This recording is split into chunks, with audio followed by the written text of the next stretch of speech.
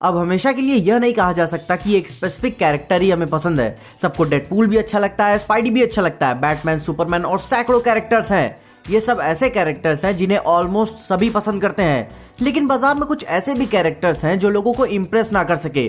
कई वजह हो सकती हैं, जैसे कि रेसिज्म, मिसोजिनिस्ट या फिर कल्चरली इनसेंसिटिव स्टैंड करते हैं ये सब कैरेक्टर्स कि अभी तो इन्हें पसंद नहीं किया जा सकता। कुछ को पसंद आते हैं, कुछ को नहीं आते हैं, सबका अपना अपना प्रेफरेंस होता है। तो हेलो एवरीवन, मैं हूं पीजे और आप देख रहे हैं पीजे एक्सप्लेन। तो इन्हीं सब बेहुदा 5 इनएप्रोप्रिएट कैरेक्टर्स के बारे में हम बात करेंगे। तो सबसे पहले शुरू करते हैं अपने स्नो फ्लेम से। इस कैरेक्टर को हमने सबसे पहली बार 1988 की न्यू गार्जियन कॉमिक इशू 2 में देखा था, जहां ये उसी इशू में मर जाता है। अब भाई तो बैड गाय हैं, और जैसे majority of super human characters के पास पावर्स होती हैं, इसके पास भी super human speed, strength, immunity to pain, फलाना ढिकाना पावर्स है। लेकिन जानते हो उसको सुपर पावर्स मिलती कहां से है?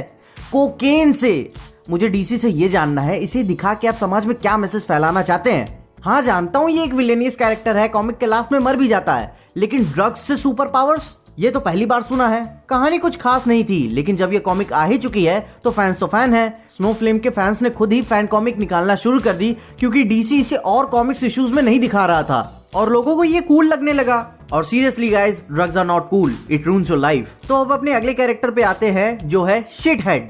तौबा तौबा, क्या करे, काम ही ऐसा है। अच्छा, किसी को कितना बुरा आइडिया आ सकता है कि एक ऐसा कॉमिक कैरेक्टर बनाए जो शिट से बना हो, टोटल 100% शिट। मैं तो यही सोच के हैरान हूं कि संडास से कोई कैरेक्टर कैसे बन सकता है, लेकिन बना है। चैन की सांस ले सकते हो, क्योंकि ये कैरेक्टर ना ही डीसी से ना मार्वल से बिलोंग करता है। ये कैरेक्टर ऑफिशियली वांटेड कॉमिक का है। बहुत ही अजीब क्रीचर है, इविल है। कोई ओरिजिन नहीं, कोई कहानी नहीं, बस बातें हैं कि ये कहां से आया हो सकता है। कुछ कहते हैं कि नाले में से बना है, कुछ कहते हैं किसी बुरे मैजिक से बना है, या फिर बहुत ही गंदा मजाक जिंदगी ने साइंस के साथ किया है। अब ऐसा कैरेक्टर इवल ही हो सकता है, वरना इमेजिन करके देख लो ये अच्छा होके दुनिया को कैसे बचाएगा। वैसे भी जहां इसके इविलनेस की बात करें, इसने एक बार एक शख्स को अपने ही शिट में डुबो के मारा था। ऐसे मरने से अच्छा ना मैं हिटलर से मरना चाहूंगा, सुकून है। अब इस चीचा लेदर को हटा के अपने अगले कैरेक्टर की बात करते हैं, ही शी। ये कैरेक्टर भी किसी मार्वल या डीसी से बिलोंग नहीं करती, ये बॉय कॉमिक से बिलोंग करती है। इस कैरेक्टर को हमने सबसे पहली बार 1943 की बॉय कॉमिक इशू 9 में देखा था, और जब आप इसे देख रहे होंगे तो आपको भी लग रहा होगा कि ये इतना अजीब क्यों दिख रहा है या दिख रही है। ये कैरेक्टर अजीब इसलिए है क्योंकि ये दिखने में आधा मर्द और आधा औरत है। ये अपनी कहानी की स्टोरी आर्क्स के दौरान विलन हीरो दोनों का काम कर चुका है या कर चुकी है, और अपनी कहानियों के दौरान इसने एक बार पता नहीं कैसे मगर एक बंदी से शादी कर ली या कर लिया और अपने पैसे छुड़ा लिए। देखो, मुझे कोई दिक्कत नहीं है कि तुम एलजीबीटी कैरेक्टर्स को लेकर आ रहे हो, I am totally fine with it. तुम दिखाओ, कोई दिक्कत नहीं है, लेकिन जैसे तुम दिखा रहे हो वो दिक्कत है, क्योंकि ये कैरेक्टर क्लियरली ट्रांसवेस्टाइट या ट्रांससेक्सुअल नहीं है, बल्कि ये ऐसा ह्यूमन है जिसमें आधा मर्द और आधा औरत चिपके हुए हैं। अब इसकी विचित्र सेक्सुअलिटी के ऊपर देखें तो हमें इसके क्रिएटर ही बता पाएंगे, और कोई नहीं। अब अगला कोई सच्चा बेहुदा इनएप्रोप्रिएट कैरेक्टर है तो वो है ब्यूनो एक्सीलेंटे। इस कैरेक्टर को हमने सबसे पहली बार 1997 की हिटमैन कॉमिक इशू 18 में देखा था, जहां ये सुपर हीरो टीम सेक्शन 8 में रहता है।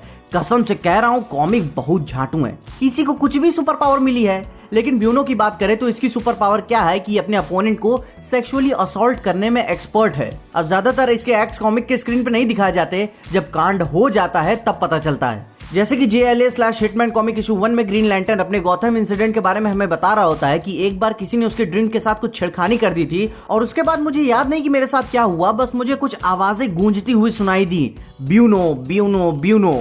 वो सब बहुत कंफ्यूजिंग था। अब ब्यूनो का नेचर ही सेक्स ऑफेंडर वाला है, तो इससे तो आपको समझ में आ ही गया होगा कि ब्यूनो ने उस रात अपने ग्रीन लैंटर्न के साथ क्या किया।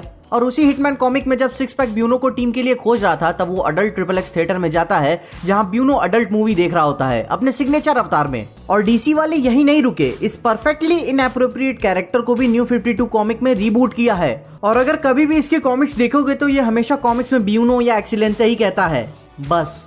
अब सोच रहा हूं कि ऐसे ऐसे कैरेक्टर्स के आइडियाज डीसी वाले को ही क्यों आते हैं। क्या सोच के इसको बनाया है कि एक ऐसा सुपर हीरो बनाएंगे जो दुनिया के क्राइम को खत्म करेगा, क्राइम करके। ब्यूनो एक्सीलेंटे the sex offender. Macho personality तो है नहीं कि इंटीमेट करेगा, वायलेट ही करेगा।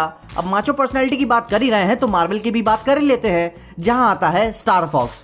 और एक्चुअली ये थैनोस का भाई भी है, मतलब कि पूरा खानदान ही पागल है। एक तो हाफ पॉपुलेशन मिटाना चाहता था, दूसरा आगे डिटेल में सुनो क्या है ये। इस कैरेक्टर को हमने सबसे पहली बार 1973 की कॉमिक इशू 55 में देखा था, जहां हम इसे तब से आज तक देखते आ रहे हैं। इसकी ओरिजिन प्लेनेट टाइटन पे इसे यूरोस के नाम से भी बुलाया जाता है, लेकिन अर्थ पे इसने ऐसा क्या किया कि चाचा अभी तक चर्चे में है। ये ऑफिशियल एवेंजर्स का फॉर्मर मेंबर भी रह चुका है और इसके पास कुछ अच्छी बड़ी और मेजर पावर्स हैं, लेकिन उन्हीं सब पावर्स में से एक पावर ये भी है कि ये कैरेक्टर लोगों में, खासकर महिलाओं में इमोशनल ब्रिजेस बांध सकता है। मतलब कि ये बंदा किसी भी फीमेल को एक्सट्रीमली इन्फ्लुएंस कर सकता है कि वो इसके प्यार में गिर जाए और दोनों एक दूसरे के साथ ह्यूमनली प्लेजर का आनंद ले सके। इसको अच्छे से समझने के लिए 2005 की शी हल्क कॉमिक इश्यू 6 को देखते हैं, जहां हमें शुरू में ही दिखता है कि यूरोस अपनी इन्फ्लुएंशियल पावर्स की मदद से अय्याशियां कर रहा है और दूसरे ही सीन में वो एक महिला के साथ सो चुका है। स्टार फॉक्स के चेहरे पे कोई शिकन नहीं है कि उसने कुछ गलत काम किया है और वो वहां से चला जाता है, जबकि वो महिला वहां रो रही होती है कि ये मैंने क्या कर दिया। अब भले ही आपको ऐसी पावर्स मिली हैं, चाहे आप लड़का हो या लड़की, लेकिन उसका ऐसा गलत इस्तेमाल आप नहीं कर सकते। एक हफ्ते के बाद स्टार फॉक्स को कोर्ट में लाया जाता है, जहां वही महिला उसे सू कर देती है कि इसने अपनी बेहुदा पावर्स की मदद से मुझे सेक्सुअली असॉल्ट किया। जहां she hulk aka Jennifer Star Fox की तरफ से केस लड़ रही होती है और जब जेनिफर को ख्याल आता है कि स्टार फॉक्स ने मेरे साथ भी ऐसा कुछ किया है और मुझे याद तक नहीं, तब वो कोर्ट से भाग निकलती है और स्टार फॉक्स को बहुत बुरा पीटती है। ऐसा कांडी जो किया ये, मैं भी पागल हो जाऊंगा अगर किसी ने मेरे साथ ऐसा किया।